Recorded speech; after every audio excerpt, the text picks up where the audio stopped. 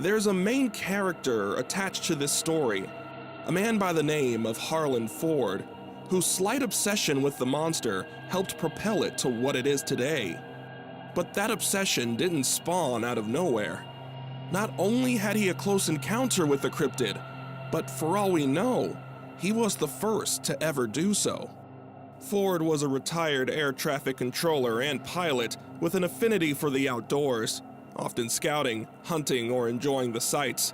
This interest brought him to the Honey Island swamp area of Louisiana, a place where he and a good friend named Billy Mills thought would be rife with game.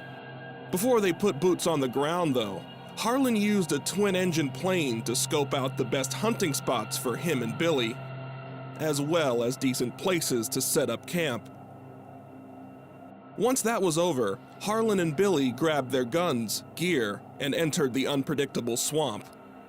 At some point, the pair had decided to set up camp in one of the previous areas that Harlan had scouted, and both men spent some time hauling in supplies to that spot. That's when they saw it.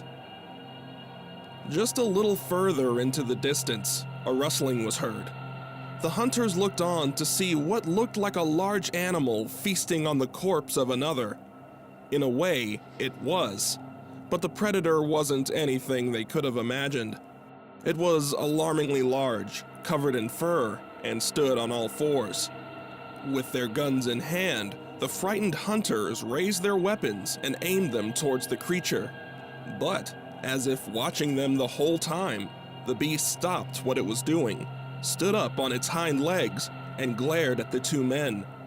Based on Harlan Ford's account, the monster's stature grew even more imposing, standing at an intimidating 7 feet tall, looking right back at them with yellow, glowing eyes. It was petrifying, with Ford recounting, quote, "It was ugly and sinister, and looking like something out of a horror movie."